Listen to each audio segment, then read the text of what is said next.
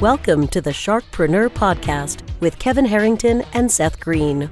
Kevin Harington is the inventor of the infomercial, one of the original sharks from the hit TV show Shark Tank, and has generated over $5 billion in TV and digital direct response sales. Seth Green is the world's first trusted authority on cutting-edge direct response marketing, a best-selling author, and the only 3-time Marketer of the Year nominee. On the podcast, Kevin and Seth interview sharkpreneurs who share straight talk on what it takes to explode your business. Welcome to the podcast. This is your host, Seth Green. Today I have the good fortune to be joined by Moran Pober of abdassets.com. ABD Assets is a leading independent firm looking to acquire equity stakes in companies with growth prospects, and then they help assist them with their continued development managerially and strategically. Moran is a former Israeli Defense Forces soldier. He founded iTips, a top 100 app in 100 app stores around the world, including the US, Canada, and the UK. He's carried out extensive consulting assignments with many companies. Moran, thank you so much for joining us. Thank you very much for having me. I'm excited. All right, let's dive right in. Let's go back in time a little bit. So you served in the Israeli Defense Forces. Yes, I did for 3 years. 3 years, and then take us from what happened after you were done with your service. So as soon as I was done with the army, I wanted to be a business owner. I didn't want to have a boss. That was the main gist of it. I was like, no way anyone will let me or will tell me what to do, which made me want to start my own business. I've been involved in few businesses. My first business, I started it almost 11 years now. And since then, I realized that I don't want to run businesses anymore. I don't want to manage the day-to-day anymore. And I want to become an owner of businesses. And it's funny because one of the main reasons that I even heard about this opportunity and this option to become an owner and an investor is by watching TV shows like Shark Tank and Dragon's Den for the UK or Canadian version, or The Profit. And those TV shows made me realize that this is what I want to do. I want to call the shots in the business. I don't want to manage the small details in a company. And since then, that's all my focus basically. Day to day, I'm out there looking for businesses to invest and buy. And that's my plan at the moment. Awesome. Now, what was the first business you ever invested in? So I guess the best story is that I used to have an app company. So I bought this existing app, which was basically a failing app. It used to just give tips for iPhone basically. So now if you have an iPhone, there's a default version that comes up with your iPhone, and it just giving you productive ways to use your iPhone, kind of like just tips and tricks on how to just be more productive with your phone. So I bought this app, this code, and I pretty much reinvented it. I hired designers, marketers, developers, and we grew it to a point where the app got to be in the top 100 in more than 100 stores around the App Store, around the world, anywhere, including US, UK, Canada, Australia, all the big ones. That is absolutely incredible. I believe it is now a native app with my iPhone, and I have used it multiple times and learned cool stuff. So thank you for that. No worries. No, so it's actually a funny story. That's the default version that iPhone got right now. It's not my app, obviously. That's Apple version. My app back then, but used to do the same. And Apple didn't have that version back then until the reason that I stopped with that company is because Apple basically came to me one day and told me, hey, sorry, you can't upload the new version because we came up with our version, which basically made me stop that business and let me to do. It's like when Apple decides to put Apple Maps on their phone and make Garmin obsolete. Yeah, exactly. All right. Well, then, so you're out there looking for businesses to acquire and help grow. What are some of the factors you look for in determining what businesses to invest in? So for me, right now, at least, it's mostly just a financial decision.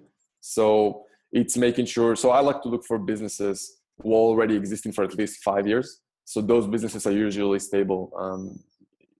Probably the fact that most startups, they're going to fail in the first few years.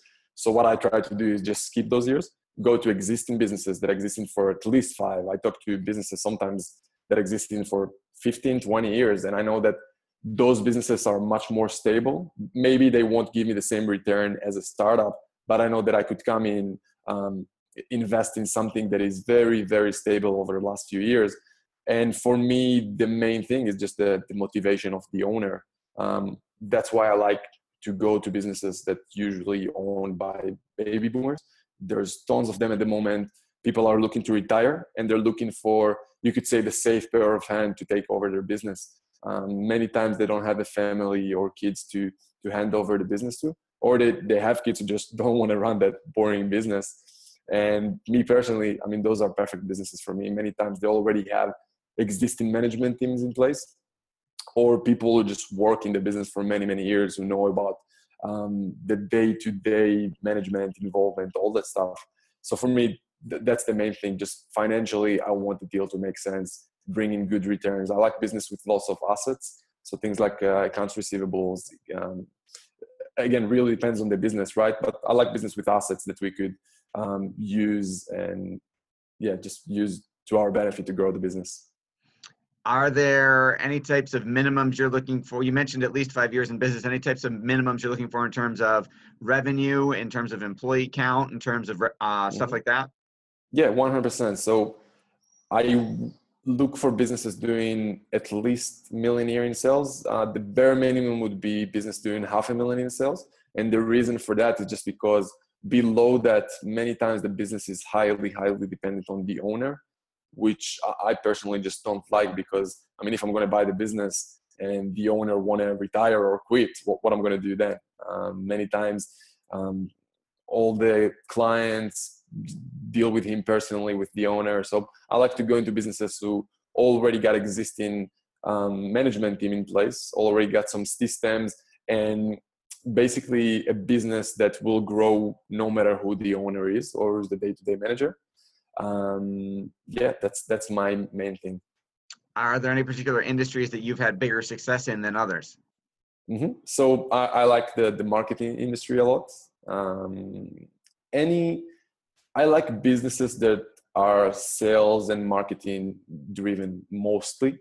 At the same time, I really like to look at business like distribution, just because they're asset-rich businesses, and the fact that if a business existing for 20 years, it's manufacture an existing product or engineering business. I mean, many times they're going to keep growing very slowly, but surely. What are some of the most common mistakes you see entrepreneurs making when it comes to looking for outside investment? When they look for outside investments? When they were just talking to somebody like you. Oh, well, there's many things. I think the biggest thing that will probably be good to emphasize is the fact that I see many business owners who go and open their books to anyone. And I heard horror stories from potential buyers who literally, I want to buy your business. Sorry, I thought the connection was lost. They tell them, I want to buy your business. They make an offer, and then usually when you're about to buy a business, there's a due diligence period where usually there's exclusivity. And what I heard is buyers just literally destroying the business in the exclusivity period. They're stealing employees. They're basically offering them double salaries. They're stealing clients because they have access to all that info. And many of them just say, hey, I could just do that myself. I don't need to buy that business. I could probably do it faster. That's why when I personally go and talk to business owners, I really try to put an emphasis on the fact that just trying to put myself as and position myself as the safe pair of hands, someone who's going to take care of the employees, the heritage, the brand, the track record, all that stuff. I think it's crucial to present yourself that way when you're looking to buy a business, especially if you're a competitor of that business you're looking to buy. Absolutely. What are some of the ways, after you take a look at it, after you invest, that you help the business grow to the next level where it becomes profitable for you as an investor? Mm-hmm. So, I mean, business, in the end of the day, any business is a business, right? It's making sure more money coming in than money. The sales and marketing systems are fine.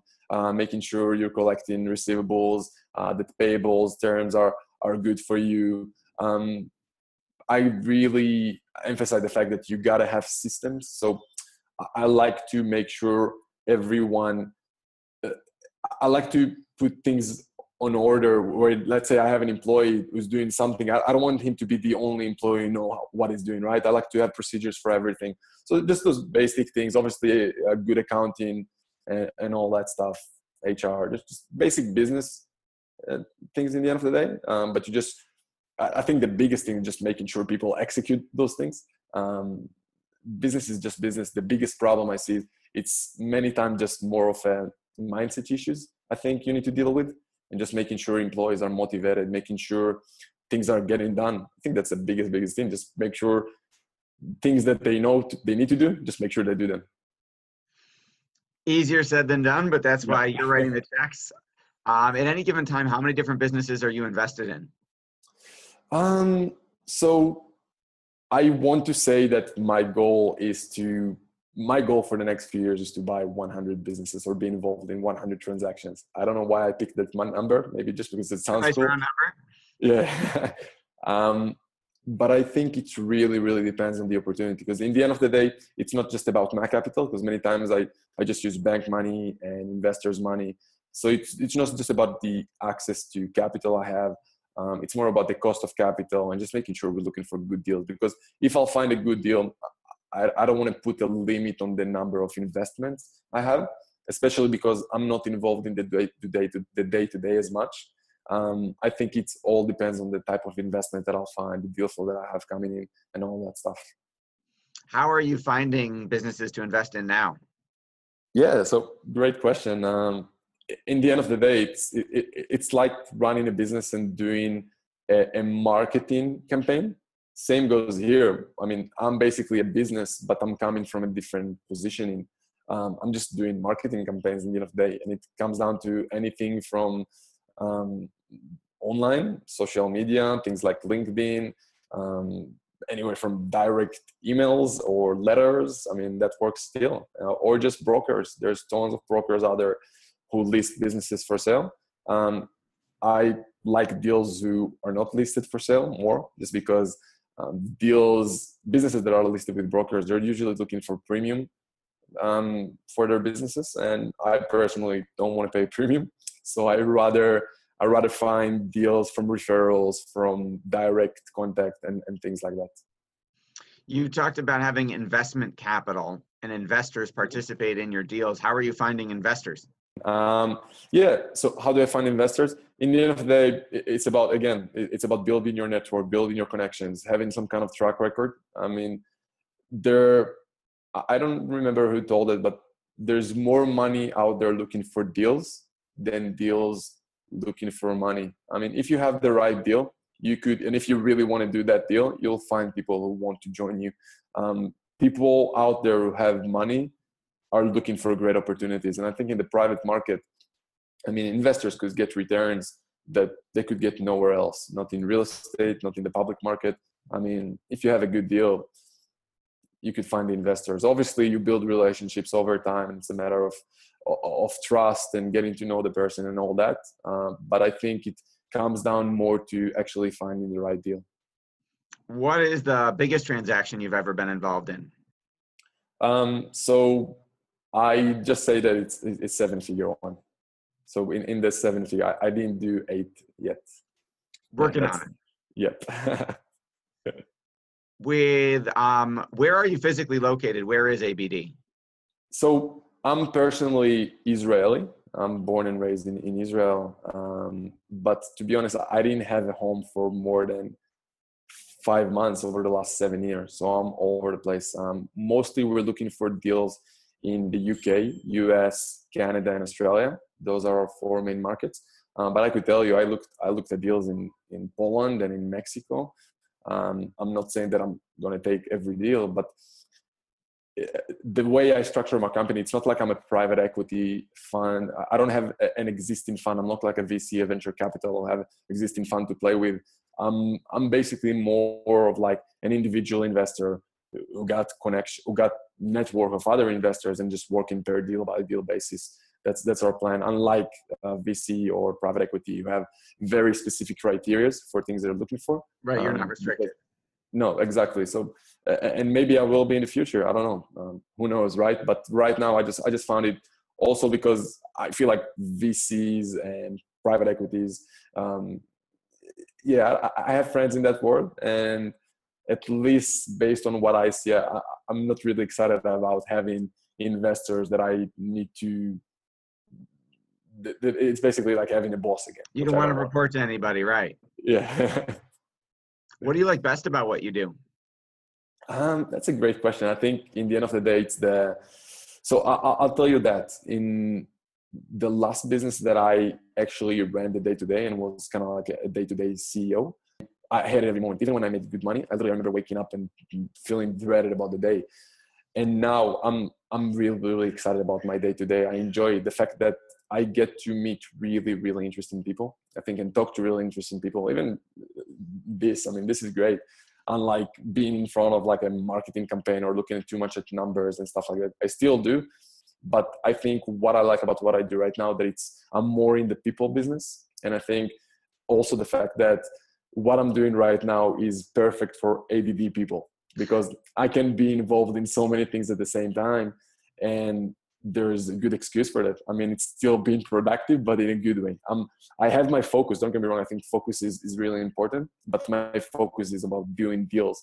But as long as I'm focused on deals, I can be involved in many, many sectors, many, many industries. I can learn about tons of things. I can be all over the place, but still be focused. That's what I really like. And the fact that I work with amazing people. I mean, just to give you an idea, every week I have calls with tons of business owners who I potentially looking to just look at, invest, buy. And some of those people are owners of those businesses for 10, 20 years sometimes, right? They're so passionate about their business, and you just getting addicted. Just the vibe that you're getting from people who talk to you about their business, about their baby. I love it. I personally love it. And I learned a lot about business. I learned lots of things about specific industries, things they're doing in that industry, which I could go and bring to a different industry. I think that's great as well. Fascinating interview. This has been Seth Green with Moran Pober of abdassets.com. Moran, thank you so much for joining us. Thank you again for having me. I had a great time. Thanks so much for listening to this special productivity series of the Direct Response Marketing Podcast. I've interviewed hundreds of the most successful entrepreneurs, thought leaders, and CEOs all over the world, and I want to share with you one of the biggest ways I've discovered to triple your productivity that I've learned from these amazing people. Even better, I'll pay you $500 to test drive it. Just go to takethe500challenge.com. That's www.takethe500challenge.com to learn more. Thanks so much for listening. This show has been produced by Market Domination, LLC. To discover how you can have your own show completely done for you and turn it into a real published book and become the authority in your marketplace, go to www.marketdominationllc.com/podcast offer.